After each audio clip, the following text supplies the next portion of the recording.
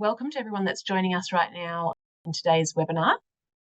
My name is Sarah Judd-Lamb. I'm the Executive Manager, Policy Development and Research at Carers New South Wales, and very pleased to be kicking off the first session in a new series this morning, and we'll give you a little bit more information about that in a second. You'll see that the session is being recorded today. We're also in webinar mode, which means that nobody other than the speakers today is visible, but you will have the opportunity to ask questions later. And the recording will be shared to all registered attendees, but also publicly so that people can catch up today. Officially welcome to those of us joining today, and I want to start by acknowledging the traditional custodians of the lands that all of us are joining from today. For myself in the Carers New South Wales North Sydney office, that's the lands of the Gorogal people, but I extend my respects to the elders past and present of all lands, and to all Aboriginal and Torres Strait Islander people, including any joining us today. Just a little slide up here about Carers New South Wales, in case you're not familiar with us. We're the peak non-government organisation for family and friend carers in New South Wales. It's possible we have a couple of international people joining today, so New South Wales is one of the states and territories in Australia.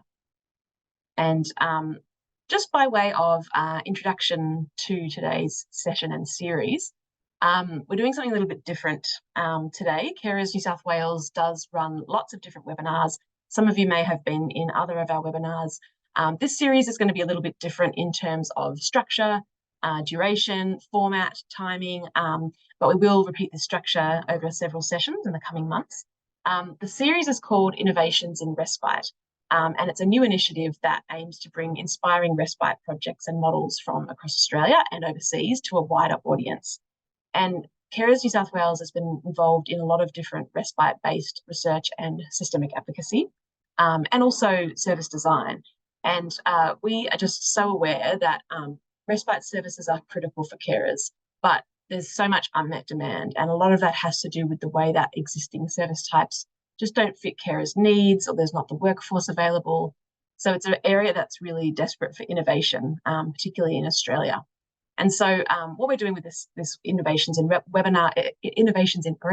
webinar series is just bringing some different angles and perspectives to a bit of a wider audience to get the conversation started, and just to help us to have some inspiring conversations about what's possible in respite in New South Wales. And so I'm thrilled to be bringing you the first in a range of café conversations, so informal style interviews today. And today's session will feature Kerry Donaghy from the Respite program in Shared Care Scotland, which is a very, very interesting program to hear about. And so essentially what we're going to do today is have a sort of structured interview, but try and keep it pretty informal, no slides, just kind of Q&A and hearing a little bit about Kerry's work. And then we will do a sort of a formal wrap at about 9 a.m. because some people might need to go off to other things at 9. But if anyone wants to stick around till 9:15, we'll just have a casual Q&A time where you can just ask any questions of Kerry that you have. So half an hour-ish chat, and then free conversation time. And I think, yeah, we can, if you've got questions throughout the conversation, please feel free to put those in the chat or use the Q&A function at the bottom of your screen. But also what we will try to do after 9 o'clock is actually let people be seen and speak as well, since we have a smallish group attending live today. We'll also have a little feedback poll at around 9 a.m. just to get your thoughts on the format and the content, so please keep an eye out for that.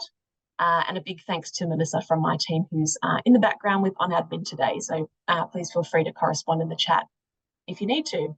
And so I think that is it for the formalities, and we can move over into what we've been looking forward to, which is our chat with Kerry. So I mentioned that Kerry is the Respite Manager at Shared Care Scotland. And I'm not going to try and introduce her in detail. I'm just going to get her to tell us a bit more about herself. So first of all, Kerry, where are you joining us from today, and what time is it where you are? Yeah, hello. So I am joining from a wee place called Blackford, which is in Scotland, UK, United Kingdom. It is currently Just coming up 20 to 10 at night here, and it's very cold. It's actually just started snowing in the last hour, so a massive contrast for yourselves if you're over the other side of the world. And isn't technology amazing that we can connect with you in different seasons at different times of day? And I was saying how it's very humid this morning and I arrived all sweaty, and yet it's just started snowing where you are. And I a big know, I thank you was as very well for jealous joining. when you said that. I think snow sounds pretty good as well, especially in the festive season. For And sure. thank you so much for joining late in your evening as well. We really appreciate hanging around and staying up to connect with us. And yeah, it's great to hear from you. So can you just tell us a little bit, Kerry, about yourself and your role with the Respite program? Yeah, sure. So my role with the organisation I work with is Respitality Manager. I work with an organisation called Shared Care Scotland, which is one of 7 national carer organisations in Scotland. Uh, my role itself is to nationally coordinate the Respitality Initiative in Scotland. Most of my job involves promoting the Respitality Initiative to businesses in the tourism industry, explaining to them how they can get involved and give back to unpaid carers in their local area. A lot of what I do as well is pull together all the important testimonials from carers of what the breaks mean to them, why businesses get involved, and share those stories through various things like social media, quarterly newsletters, when I'm also doing presentations at tourism events, that type of thing. So it's all about, a lot of it's about promoting and marketing what Respitality is, so that we can build those networks within the social care sector and the tourism sector as well, so that we can have as much inclusive tourism in Scotland as possible. Fantastic, thanks for that. And I think one of the most interesting and exciting things about Respitality, and one of the reasons that we wanted to kick this series off with it, is because of that unique combination of tourism sector and care sector. And so can you tell us a little bit more about the Respitality program and how it works? Yeah, sure. So it's really simple. What we do is we connect we connect unpaid carers to short breaks through the hospitality, leisure, and tourism sector, and we do this through what's called a social franchise model. So I'll explain that in a wee second. Sounds really fancy, but all it really is just about a lot of collaborations with other organisations. The types of breaks that we see come through Respitality can be as far and wide as you can think when it comes to the hospitality sector. So it can be things like overnight stays at hotels, it can be vouchers to go and visit local restaurants, but it can also be things like days out at the zoo, tickets for music concerts, sporting events, a trip to the hairdressers to get your hair done, that type of thing. And we rely on businesses within the hospitality sector to donate the breaks free of charge. So the process of how Respitality in Scotland works is really straightforward. We go out to businesses and we ask them to donate a break or several breaks, whatever they can offer. We keep it really flexible so that we bear in mind that they have business needs. We can't expect too much of them, but if they want to be really generous, then we sort of take whatever they can give us. Once they've provided the information of what they would like to donate to us free of charge, we then go out and speak to local workers in local areas in Scotland who work with the carers on the ground. So they might support carers in various other ways along with short breaks. They might offer them training, emotional support, put on different events for them, etc. And Respitality is just another sort of hat in terms of the short breaks that they can offer them. So when they know what breaks are available to them, they speak to the carers about what would work best for them, and they'll match the carers to the break as best as, you know, as much as it can personally meet their needs. And they'll also arrange the break on the carer's behalf too. So it takes away not only the sort of financial worries that a carer might have, but also the worries of having to try and organise a break. Certainly in Scotland, there's a lot of carers that have maybe never been on a break through hospitality before, or they just find the whole process of having to organise their own break so overwhelming. It's something that's so low down in their priorities, but it's obviously much needed. As you guys will know, this is a sort of global need that unpaid carers are needing regular short breaks. So by taking those two elements of concern away, it means that it makes it much more inclusive, and the carers are able to take these breaks. So that's how it works in terms of what I was mentioning there about a social franchise model. That means that myself, as the manager at Shared Care Scotland, I'm responsible for overseeing the national model and providing those local and organisations who are supporting unpaid carers in the community with information of how they can engage businesses, how they can run their services locally to provide these breaks. But we offer them a lot of flexibility and control of what that might look like locally, and how it might fit as best into their organisation as possible. So to give you a little bit of sort of geographical context, in Scotland, we have local council areas, and we've got 32 of them, and every local council area has a carers organisation that is responsible for supporting carers in their area, and a big part of their work is offering short breaks. Now, as you can imagine, with every country, demographics of carers, the sort of geographical spread, the needs can be completely different from one region to the next. So the best thing about this model is, because we keep it so flexible and bendy, that the organisations can really make Respite their own, in terms of how they run it organisationally and the types of breaks that they go out and source for their carers locally. So it can be very personalised, and it also means that they can engage with local businesses who want to give back to local unpaid carers too. I think that's maybe covered your question. Just tell me to stop talking, Sarah, because I will just talk forever on this, and I know we've only got another 15 minutes. So. Okay, no, that's okay. I mean, I think it's just a really interesting combination of the localized approaches and the partnership with business, and the sort of person-centered approach to care delivery. How did Respitality first come about, and when? Well, we first heard about the concept of Respitality in the early 2000s, but it was a concept that was actually, it came about in the 90s, I think. There's a lady by the name of Vicky Pepper who lives in New Hampshire in America. She is a carer for her daughter that has cerebral palsy, and she is very heavily engaged with other parent carers that are in a similar position to them. They were having a bit of a hard time trying to find breaks that really worked for them.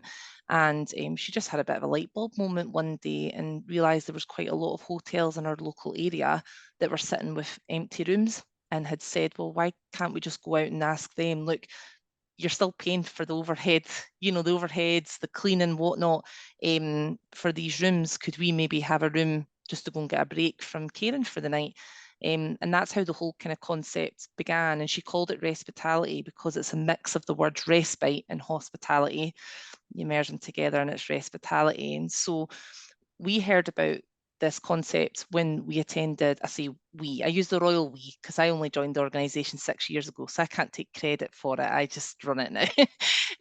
But our chief executive, Dawn, had heard about this concept at an international short breaks conference in Copenhagen.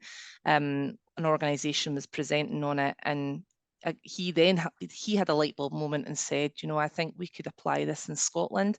So the way that Vicky ran it in America was much more small scale than what we do, and it was predominantly just working with hotels, but the concept's the same. It was very much about bringing those two sectors together, so that unpaid carers can get a break from not necessarily their caring role as such, but the routine of caring, because certainly in Scotland, a lot of the carers that access Respitality will sometimes bring the person that they care for with them.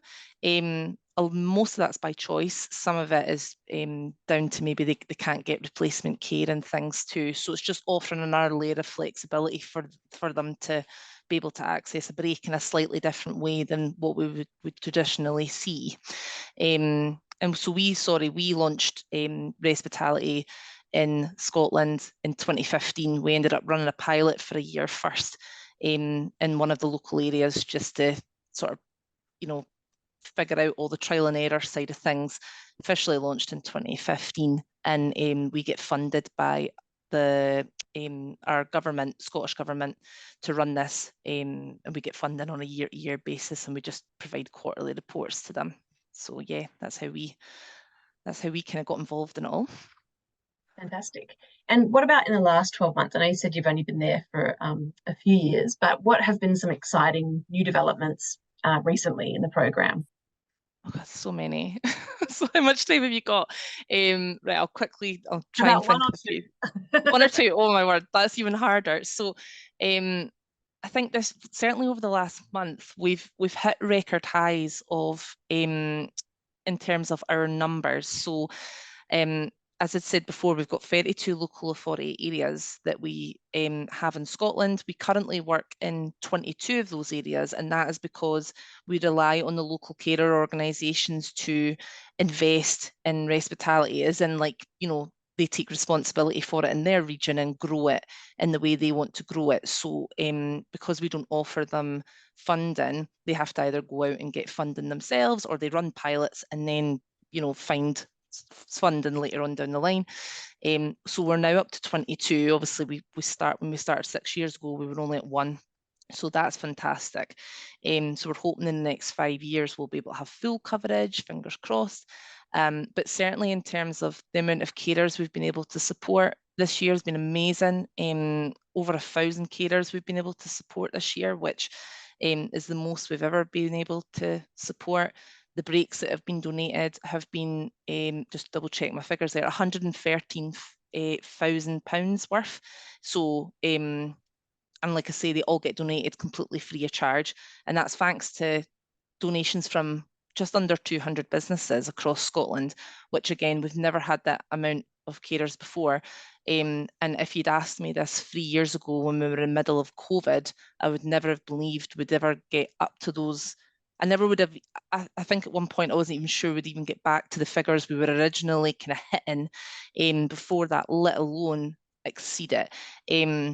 So it's fantastic. And I think those numbers are really impressive, but I think what really sticks with me is that the majority of those breaks are actually getting sourced locally by the delivery by the local carer organisations, because what we do is we promote Respitality on a national scale and say to businesses, you can, you know, provide breaks to carers across all these 22 areas, or if you want to just support your local carers, that's fantastic as well. And what we find is businesses are much more inclined to engage with the local carer organisations because they want to give back to their local community.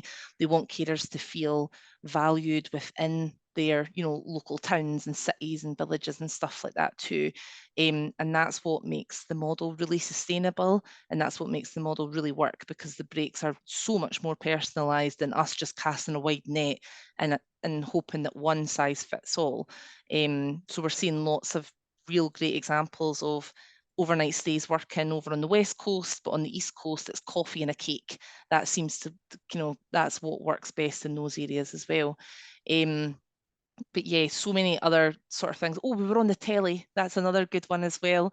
We had a fantastic donation from a local football club who decided that they wanted to give us 50 football tickets to every home match they had for the whole season, plus vouchers to go towards food and beverages as well, you know, like not alcohol, but like cups of tea, because if anyone's been to Scotland for a football match, it's never warm, like never.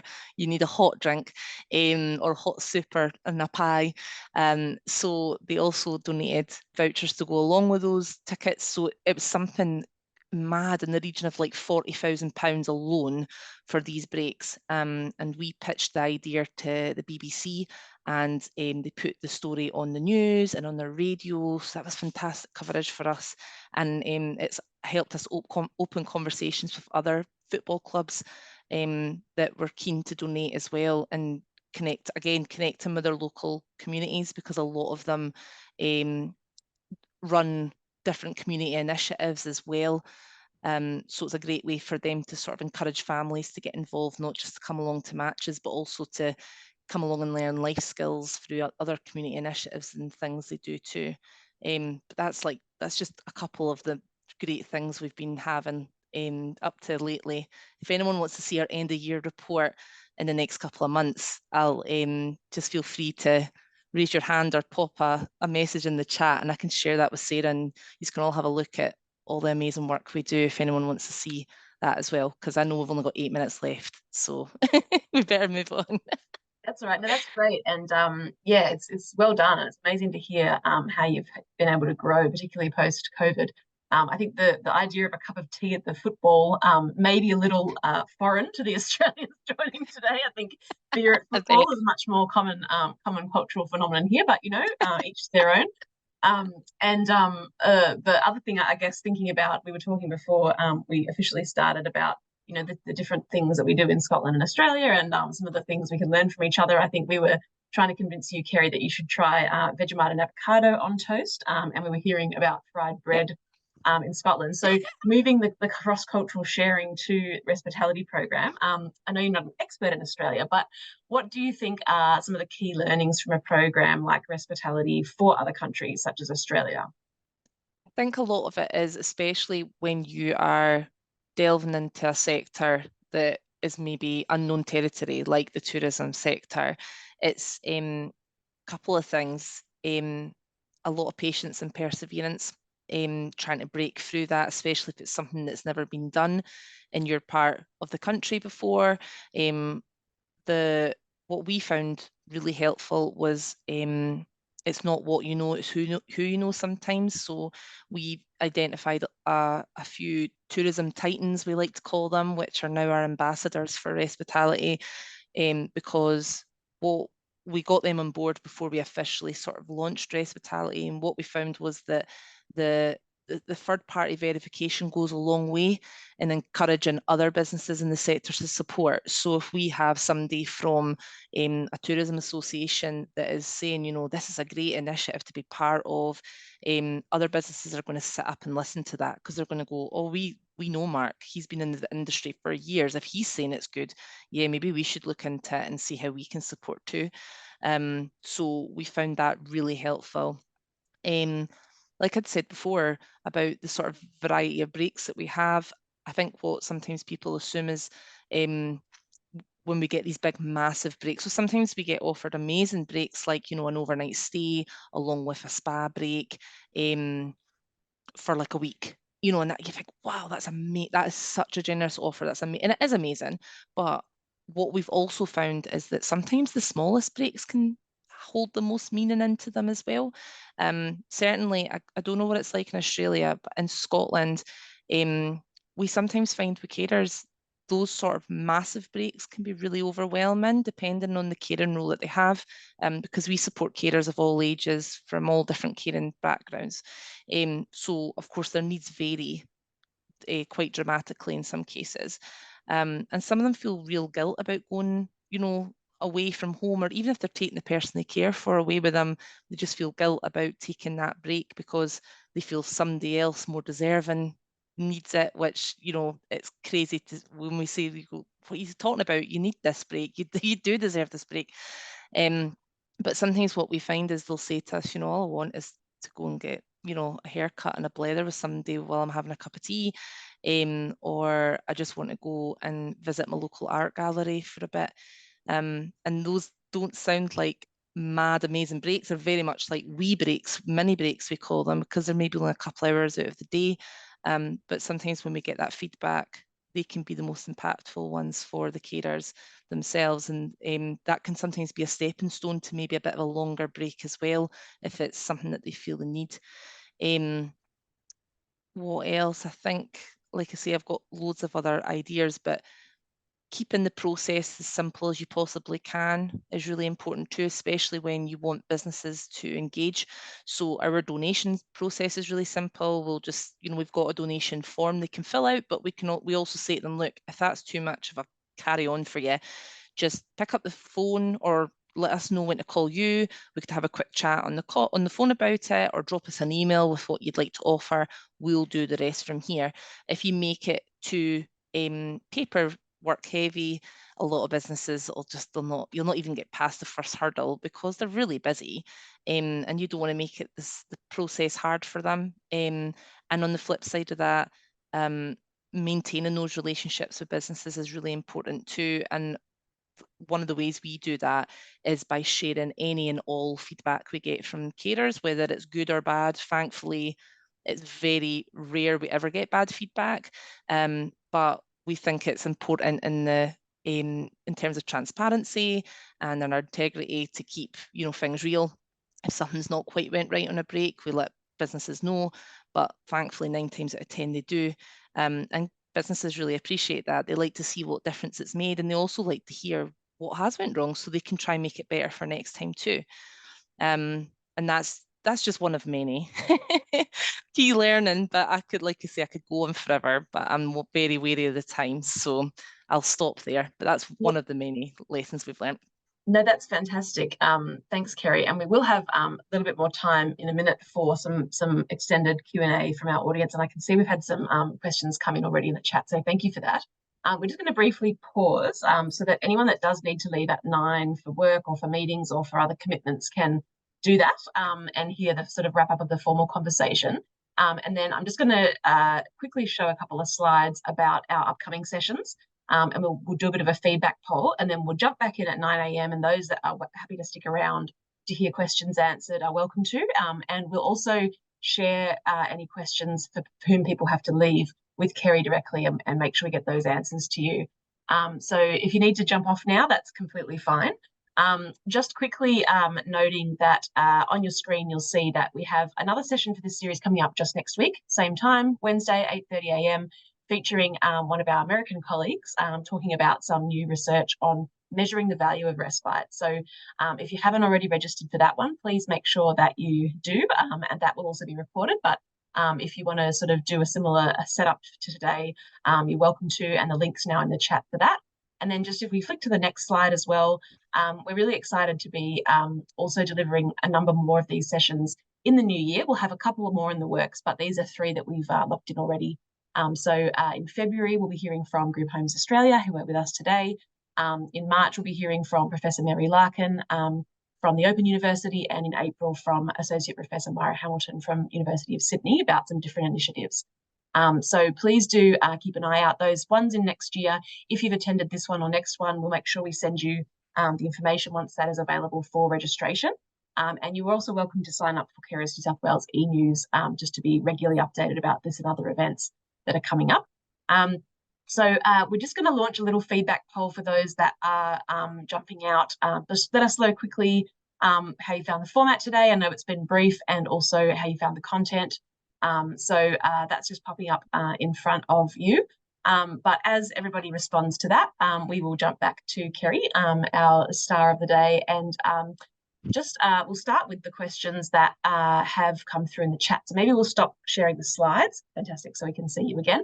And Kerry's posted her contact details in the chat as well, where you can find some more information. But we'll just have a look at these questions. So our first question came from MML5 and said, is there any replacement care provided so that carers can take the respite break? Yeah, so not directly through Respitality as such. That's something that we're hopefully in the coming years going to be able to start providing some discretionary fund to go towards that. It's something that is a bit of an issue in Scotland. Replacement care can be really tricky, but what the local carer organisations will do is they will look at each individual carer's situation and see if they've got an individual budget. So some carers over here will have what's called self-directed support, and it means they've got their own carer's budget.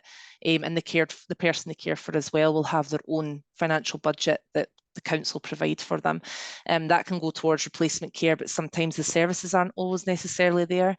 What we tend to find culturally will happen here is family members will tend to take on the role on a temporary basis. So if mum cares for dad, but mum needs to go and take a break for a few days without dad, the the children might look after dad for a wee while, or extended family, that type of thing. It really varies from region to region.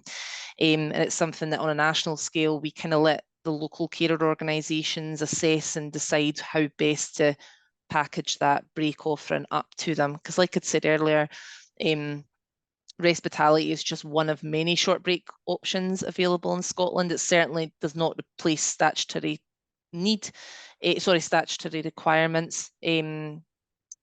But what it does is it adds a string to the bow for many short breaks sort of options in each local authority area. So yeah, sorry, hopefully that answered your question.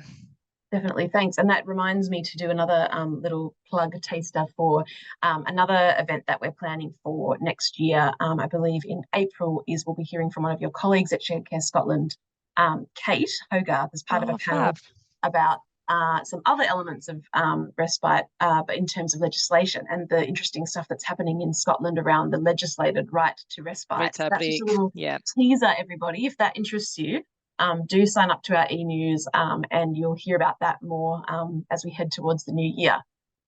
We had another question there that is about longer breaks. So you touched on that a little bit, Kerry, but have you had any luck with larger breaks such as cruises or holidays? Oh, cruises in Scotland. We have not, purely because, and this is kind of crazy to explain, and might be hard for you to believe, but right up until about a year ago, it was just myself running Respitality on a national scale. And we finally persuaded government to give us some extra money because as our networks were growing, and I wasn't growing any extra limbs or cloning myself, we decided that we needed some extra hands on deck. There's a cruise joke for you. And so yeah, before that, it was just myself running it and didn't have the capacity or the infrastructure to look at any sort of bigger breaks. However, we do work with a couple of organisations that are not only national, but they have international, say, accommodation as well. So one of our donors has has properties over in Spain, Turkey, Florida, and they work with various other charities that are supporting people that are other vulnerable people in the community, and have said to us that, you know, when it's time, you know, once we get the infrastructure in place, they would be more than happy to offer these sort of longer holidays. But as you can imagine, there's a lot of things we need to consider in terms of insurances. There's also the travel element of it and the risks of that. And what we find can sometimes happen here is that carers' lives can be quite chaotic. Things can change at the very last minute. So committing to something as big as like a cruise or a holiday, and something can change very last minute, we've got to then think about the cost implication of that, or if we can get somebody in to replace that person at the very last minute to take the break instead. But it is definitely on the cards, and we've got lots of good contacts in Canada, who a lot of them are running Respite programs, and we've been saying on many occasions that we're going to do like a student swap. So they're going to come here with their carers and have like Scottish holidays, and we're saying we'd love to go to Canada and do Canadian holidays. So it sounds all very pie in the sky, but I think it will happen in years to come. I just need to try and grow more limbs again, and develop it that way. But yeah. When you play yourself. And I know the international travel bit would be a barrier, but I think I had cheekily asked Don previously, do you work with any international tourism brands that might operate in Australia that we could maybe put in a good word with? If you do, you know where to go. I would definitely look at my list. If there's a crossover, I'm more than happy to share it with you. Definitely. Rather share it. Sharing's caring. So that's right. We had another question as well.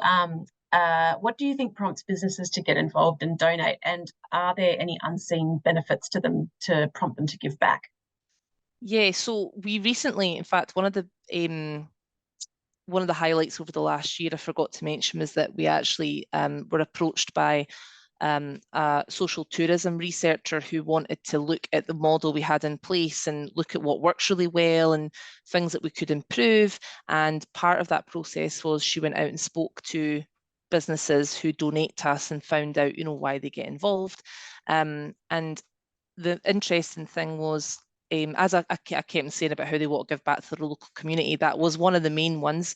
A lot of them actually said just because of their own personal experience of unpaid caring, or they knew somebody that provides care, it really resonated with them, and they realised actually this could be me. So in Scotland, there's over 800,000 unpaid carers, so that's 1 in 6 people if you look at the sort of population as a whole. So it's really common here for somebody to be an unpaid carer. So on a personal level, it's really resonated with managers and owners of businesses. Some of them say, you know, it's good PR for them to be seen that they're giving back to their local community. Not many, though, you'd be surprised, not a lot of them will say like, oh, you're going to promote that? Are you going to make a point of mentioning us when you're putting things out in socials? Not many. Could probably count in one hand over the years somebody saying like, can you make sure you tag us in that, because I want it to be known we're giving back. In fact, if anything, it's the other way around. In Scotland, we're very prideful, and a lot of we're not great at blowing our own trumpets. So you'll tend to find that businesses will say, oh, like, I'm cringing, don't mention me, because people are going to think I'm looking for the pat on the back, and I'm not. I'm just wanting to do it to be nice. Yeah, but yeah, what else? Sometimes they tell us that if they want to try different ways of providing breaks, they find that donating to Respitality is a nice way to test that out, just to see what work. If they've maybe, you know, for example, we've worked with museums in the past, and they've got a new, you know, exhibition, and they want to trial it in a different way, especially when we had COVID, for example. We had to do a lot of virtual things online. So they said, oh, can we try that with the carers and see how it works in practice? And then we'll kind of offer it out as a paid service to the general public and stuff like that. So that was quite an interesting find, that they found that quite a quite nice way to test out new products and services, whilst also giving carers breaks too. So lots of different things, but definitely mainly the resonating with being unpaid carers themselves and being able to give back locally as well, rather than the sort of money and the publicity element of it, which I always found really surprising when I first started. It does sound similar to, we do a lot of work with employers, which I know is also something that happens a lot in Scotland. And that lived experience resonating is often a driver.